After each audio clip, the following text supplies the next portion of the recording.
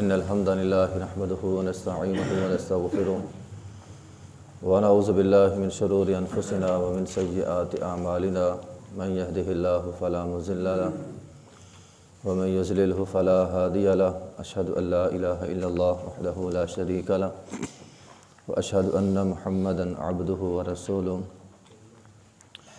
یہ صفحہ نمبر ہے 79 اور آیت نمبر ہے 126۔ اعوذ باللہ من الشیطان الرجیم،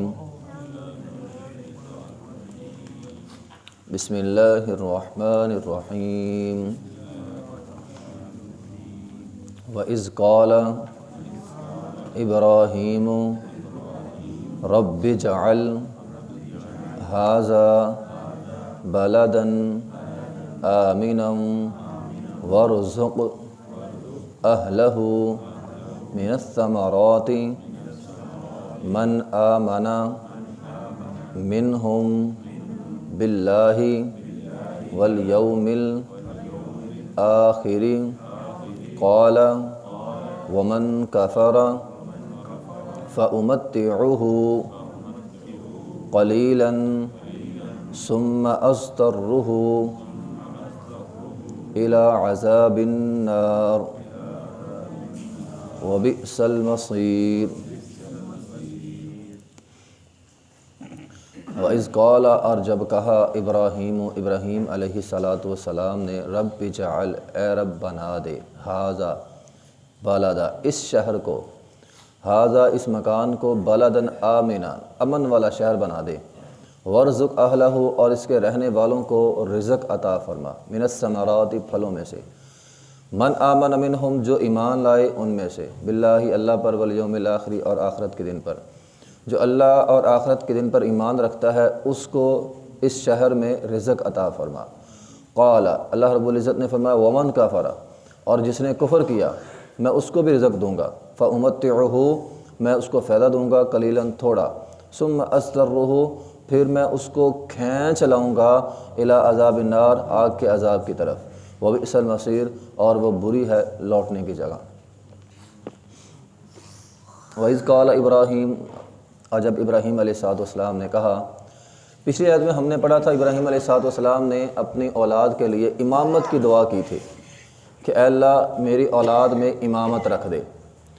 یہاں اللہ رب العزت نے دعا کی ہے اپنی اولاد کے لیے رزق کی، پچھلی آیت میں امامت کی اور یہاں رزق کی دعا کی کہ اے اللہ میری اولاد کو رزق عطا فرما۔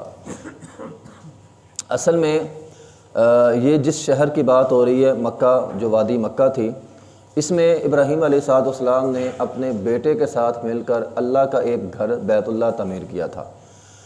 تو جس جگہ بیت اللہ تعمیر ہوا تھا نا، وہ جگہ ایک تو آبادی والی نہیں تھی، آبادی سے ہٹ کے جگہ تھی، اس وقت وہاں پہ کوئی آبادی نہیں تھی۔ ابراہیم علیہ السلام اپنی بیوی اور اپنے بچے اکیلے کو چھوڑ کر آئے تھے، تو آبادی نہیں تھی، آبادی آہستہ آہستہ بعد میں ہوئی ہے۔ اور دوسرا، وہ زمین زرخیز نہیں تھی، یعنی سر سبز شاداب نہیں تھی، فصل والی نہیں تھی، اناج نہیں ہو سکتا تھا، کھیتی نہیں اگ سکتی تھی اس زمین میں۔ اس لیے یہاں ابراہیم علیہ السلام نے پھر دعا کی، اور ویسے بھی جو اس جگہ کے قریب قریب جگہیں تھیں نا، وہ جگہیں جو قریب قریب کے علاقے تھے، مکہ کے قریب قریب کے علاقے، وہ علاقے بھی ایسے ہی تھے کہ وہ لوگ بکریاں چرواتے تھے، یا ان میں سے کچھ وحشی لوگ قافلوں کو لوٹ لیتے تھے، تو لوٹ مار کرنا، بکریاں چروانا ان کا پیشہ تھا، تو وہ علاقہ پرامن نہیں تھا، اس کے ارد گرد کے علاقے مکہ کے پرامن نہیں تھے۔ اس لیے یہاں پہ ابراہیم علیہ السلام نے دو دعائیں کی ہیں، اے اللہ ایک تو اس شہر کو، ھذا اس مکان کو، اس جگہ کو، بلدن آمنا، امن والا شہر بنا دے، جس طرح اطراف میں لوٹ مار ہوتی ہے نا، اے اللہ اس شہر میں لوٹ مار نہ ہو۔ اور دوسرا، اے اللہ یہ شہر زرخیز نہیں ہے، فصل نہیں اگتے، اس لیے اناج کا مسئلہ ہوگا، کھانے کا مسئلہ ہوگا، پھلوں کا مسئلہ ہوگا، اے اللہ یہ مسئلہ بھی حل فرما، اور اس شہر میں پھل وافر مقدار میں ہونے چاہیے، تو میری اولاد کو رزق عطا کر دینا۔ تو یہ آپ سمجھ لیں ابراہیم علیہ السلام کی دعا ہی ہے کہ مکہ شہر جو آج تک زرخیز نہیں ہے، مکہ میں کوئی فصل نہیں ہوتی، آج تک بھی ایسا ہے، مکہ کے اندر فصل کوئی نہیں، لیکن دنیا جہان کا سارا پھل پورا سال مکہ سے مل جاتا ہے۔ تو تو یہ ابراہیم علیہ السلام کی دعا کی وجہ سے ہے۔ دنیا میں کوئی ایسا علاقہ نہیں ہے، پوری دنیا میں، پورے ورلڈ میں کوئی ایسا شہر نہیں ہے جس سے تمام پھل 24 پورے سال ملتے ہوں سوائے مکہ اور مدینہ کے۔ تو اللہ رب العزت نے یہ انبیاء کی دعا قبول کی ہے۔ مکہ کے لیے دعا مانگی تھی ابراہیم علیہ السلام نے، اور مدینہ کے لیے دعا مانگی تھی ہمارے پیغمبر علیہ السلام نے۔ تو مدینہ شہر بھی اور مکہ شہر، یہ دنیا کے 2 واحد شہر ہیں جس میں ہر چیز، ہر کھانے کی چیز تقریباً مل جاتی ہے۔ تو یہ انبیاء کی دعا کی وجہ سے ہے۔ تو بہرحال کہا اے اللہ اس شہر کو امن والا بنا دے، اور اس شہر کو امن والا بنا دے، اور رزق بھی دے میری اولاد کو۔ پیچھے ابراہیم علیہ السلام نے جب امامت کی بات کی تھی تو کہا تھا اے اللہ میری اولاد کو امام بنا دینا، تو اللہ تعالیٰ نے فرمایا تھا ٹھیک ہے تیری اولاد کو امام بنا دوں گا، لیکن لا ینال عہد الظالمین، ظالموں کو امام نہیں بناؤں گا۔ اس لیے یہاں پہ ابراہیم علیہ السلام نے احتیاطاً کہا دیا من آمن منہم باللہ والیوم الآخر، اے اللہ رزق اس کو دینا جو ایمان لے آئے۔ ظالموں کو خود ہی علیحدہ کر دیا، لیکن اللہ تعالیٰ نے فرمایا یہاں پہ نہیں، رزق کے معاملے میں فرمایا ومن کفر، میں کافروں کو بھی رزق دوں گا، کافروں کے لیے بھی تھوڑا بہت رزق یہاں پہ ہوگا۔ تو بہرحال ابراہیم علیہ السلام کی دعا تھی وَإِذْ قَالَ إِبْرَاهِيمُ رَبِّ اجْعَلْ هَٰذَا بَلَدًا آمِنًا، اے اللہ اس مکان کو، اس جگہ کو بلدن آمینہ، امن والا شہر بنا دے۔ مشرکین مکہ کو اللہ نبی علیہ السلام نے یہی بات کہی تھی کہ قرآن میں سورہ قریش میں ہے وَآمَنَهُم مِّن خَوْفٍ، کہ اے قریش اس شہر کی وجہ سے فَلْيَعْبُدُوا رَبَّ هَٰذَا الْبَيْتِ، اس شہر کی وجہ سے اللہ تعالیٰ نے تمہیں امن دیا ہے، اس لیے اس شہر کے رب کی تم عبادت کرو۔ تو آمنہم من خوف، اللہ نے تمہیں خوف سے امن دیا ہے۔ تمہارے اطراف سے لوگ اچک لیے جاتے ہیں، لوگ اٹھا لیے جاتے ہیں، قافلے لوٹ لیے جاتے ہیں، لیکن مکہ شہر میں ایسا کچھ نہیں ہوتا۔ تو اللہ تعالیٰ نے مکہ شہر کو امن والا بنایا ہے۔ یہاں پہ درخت کاٹنا، خون بہانا، شکار کرنا، یہ ساری چیزیں جو ہے یہاں پہ منع ہیں۔ وَارْزُقْ أَهْلَهُ، اے اللہ اس کے رہنے والوں کو رزق عطا فرما۔ تو انبیاء کی دعا سے اس کے رہنے والوں کو اللہ تعالیٰ نے رزق بھی دے دیا۔ تو بہرحال اس سے یہاں ایک بات اور ثابت ہوتی ہے، انبیاء نے بھی رزق کی دعا کی ہے، ٹھیک ہے نا، تو رزق مانگنا چاہیے اللہ تعالیٰ سے۔ بلکہ نبی علیہ السلام کی حدیث ہے، آپ نے فرمایا قوی مومن کمزور سے بہتر ہوتا ہے، صحت میں بھی مال میں بھی۔ آپ خود اندازہ لگائیں، ایک بندہ غریب ہو اور ایک بندہ امیر ہو، دونوں ہی متقی ہوں، تو امیر بندہ جو متقی بھی ہے وہ دین کا کام زیادہ کر سکتا ہے بنسبت غریب کے۔ تو قوی مومن نبی علیہ السلام نے فرمایا کمزور سے زیادہ بہتر ہے۔ اس لیے انسان اللہ تعالیٰ سے مال کی دعا کر سکتا ہے، رزق کی دعا کر سکتا ہے، بلکہ کرنی چاہیے، انبیاء علیہ السلام نے کی ہے۔ تو فرمایا وَارْزُقْ أَهْلَهُ، اے اللہ اس کے رہنے والوں کو رزق بھی عطا کرنا۔ اللہ رب العزت نے فرمایا ٹھیک ہے میں رزق دوں گا۔ ابراہیم علیہ السلام نے فرمایا من آمن منہم باللہ والیوم الآخر، اے اللہ ایمان والوں کو دینا۔ اللہ تعالیٰ نے فرمایا ایمان والوں کے ساتھ ساتھ ومن کفر، جس نے کفر کیا میں اس کو بھی رزق دوں گا۔ فأمتعہ قلیلا، ہاں میں اس کو فائدہ دوں گا مگر تھوڑا۔ اللہ تعالیٰ نے یہاں فرمایا میں کافروں کو تھوڑا فائدہ دوں گا، لیکن ہم یہاں دیکھتے ہیں کافروں کے پاس مال ہی بہت ہے۔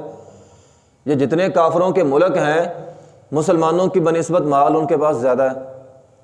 مغربی ممالک اس وقت مسلمانوں کے بنسبت زیادہ ترقی میں ہے، اللہ تعالیٰ فرما رہے ہیں تھوڑا فائدہ دوں گا، وہ تو زیادہ ترقی میں ہے۔ تو یہ کیا بات ہوئی؟ اصل میں بات یہ ہے کہ اللہ تعالیٰ نے فرمایا فَأُمَتِّعُهُ قَلِيلًا، میں ان کو تھوڑا فائدہ دوں گا۔ یہ کس لحاظ سے ہے تھوڑا فائدہ؟ آخرت کے لحاظ سے۔ تو آخرت کے مقابلے میں اگر کسی کو پوری دنیا میں مل جائے تو یہ گھاٹے کا سودا ہے۔ آخرت کے مقابلے میں پوری دنیا ہی گھاٹے کا سودا ہے۔ نبی علیہ السلام نے فرمایا آخرت کے مقابلے میں دنیا ایک مچھر کے پر کے برابر بھی نہیں ہے، یعنی اللہ کے نزدیک ایک حقیر چیز ہے۔ تو دو ہی چیزیں ہیں، ایک دنیا ہے ایک جنت ہے۔ اللہ نے کافروں کو فَأُمَتِّعُهُ قَلِيلًا دنیا دے دی جو تھوڑے فائدے والی تھی، اور آخرت اللہ تعالیٰ نے مومنوں کے لیے بچا کے رکھ لی، ٹھیک ہے۔ تو یہ ہے مطلب فَأُمَتِّعُهُ قَلِيلًا، میں ان کو فائدہ دوں گا تھوڑا، کیونکہ دنیا کی زندگی ایک حقیر سی زندگی ہے، دنیا کا سامان حقیر ہے، دنیا کی زندگی حقیر ہے۔ تو اس لحاظ سے فرمایا یہ حقیر چیز میں ان کو دے دوں گا، یہ تھوڑی چیز میں ان کو دے دوں گا۔ ثُمَّ أَزْدَرُّهُ، اضطرار، یہ اردو میں بھی ہم لفظ پڑھتے ہیں اضطرار۔ تو فرمایا پھر ان کو میں کھینچ لاؤں گا۔ اضطرار کہتے ہیں لاچاری کو، بے بسی کو۔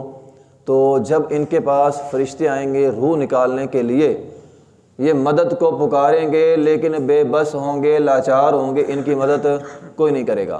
تو جب فرشتہ روح نکالتا ہے تو جو بندہ نافرمان ہوتا ہے، بد کردار ہوتا ہے، اللہ کا مجرم ہوتا ہے، فرشتے اس کے جسم میں داخل ہو کر اس کی روح کو کھینچتے ہیں۔ اس وقت وہ پکارتا ہے کہ میری مدد کرو، لیکن ثم استر، لاچار ہوتا ہے، بے بس ہوتا ہے، اس کی مدد کرنے والا کوئی نہیں ہوتا۔ تو ثم استرہ، پھر ہم اس کی روح کو کھینچ کر جو ہے وہ نکال لیں گے۔ تو اس کا جسم سے باہر نکلنے کو دل نہیں کرتا، لیکن فرشتے اس کو کھینچیں گے۔ میں مثال اس کی یہ سمجھ لیں، جس طرح ہم یہ چھوٹے بچے ہوتے ہیں، ان کو ہم پارک میں لے جائیں، اب جب واپس آنا ہو گھر میں بچوں کا آنے کو دل نہیں کرتا، ہم بچوں کو کھینچ کر لاتے ہیں۔ کیوں؟ بچوں نے اس پارک میں اپنا دل لگا لیا ہوتا ہے۔ تو جو لوگ اس دنیا میں اپنا دل لگا لیتے ہیں نا، اس کی روح پھر نکلتی نہیں ہے، پھر اس روح کو کھینچنا پڑتا ہے۔ تو کافروں نے خاص طور پر اس دنیا میں دل لگا لیا ہے، اس لیے کافروں کی روح مرتے وقت کھینچی جاتی ہے۔ اور مسلمانوں میں سے بھی جو اللہ کے نافرمان، اللہ کے باغی ہیں، چونکہ انہوں نے دنیا میں دل لگا لیا ہے، اس لیے ثم استرہ، ان کی روح بھی کھینچ کر نکالی جاتی ہے۔ تو قبل اس کے کہ فرشتے روح کھینچ کر نکالیں، انسان اپنی روح کو پہلے ہی کھینچ لے۔ پہلے ہی بندہ کا مسجد میں آنے کو دل نہیں نہ کرتا ہوتا، تو انسان اپنی روح کو کھینچے، نہیں بھی جانا ہے مسجد میں۔ اگر آپ دنیا میں اپنی روح کو کھینچ کر دین کے کاموں میں لگائیں گے تو مرتے وقت فرشتوں کو کھینچنی نہیں پڑے گی، لیکن اگر آپ دنیا میں نہیں کھینچیں گے تو مرتے وقت پھر فرشتے کھینچ کر نکالیں گے۔ تو کھینچنا تو پڑے گا، یا تو ہم خود کھینچ لیں یا پھر فرشتے کھینچ لیں گے۔ تو بہرحال ثم استرہ، ہم کھینچ کر نکالیں گے یا ہم لاچار اور بے بس بنا دیں گے اسے، الی عذاب النار، آگ کے عذاب کی طرف۔ تو بہرحال اس میں ہمارے لیے بہت سارے سبق ہیں اس آیت میں۔ ایک تو سبق یہ ہے انسان کو رزق کی دعا کرنی چاہیے، اور دوسرا یہ بھی پتہ چلا دنیا میں رزق صرف مومنوں کو نہیں ملتا، بلکہ دنیا میں رزق کافروں کو بھی ملتا ہے۔ فَأُمَتِّعُهُ قَلِيلًا کے تحت کافروں کو بھی رزق مل سکتا ہے۔ اسی طرح اس میں یہ بھی ثابت ہوا کہ اگر کسی انسان کو رزق مل جاتا ہے تو رزق کا مل جانا اللہ کی رضامندی کی علامت نہیں ہے۔ اللہ کافروں کو بھی رزق دیتا ہے۔ کوئی یہ مت سمجھے کہ میرے پاس وافر مقدار میں مال آ گیا، پتہ نہیں اللہ مجھ سے راضی ہو گیا۔ یہ بھی ہو سکتا ہے اللہ کی ناراضگی کی علامت ہو، یہ بھی ہو سکتا ہے تیری نیکیوں کا صلہ تجھے دنیا میں مل گیا ہے۔ اس لیے انسان اللہ کو راضی کرنے کی کوشش کیا کرے، یہ نہ سمجھا کرے میرے پاس مال بہت ہے، مجھ سے اللہ تو راضی ہے اس لیے مجھے ضرورت نہیں ہے۔ جس کے پاس مال زیادہ اسے زیادہ ضرورت ہے کہ وہ کہیں اللہ کا مجرم نہ بن جائے۔ تو بہرحال اس میں ایک اور بڑا اہم بات ثابت ہوئی ہے۔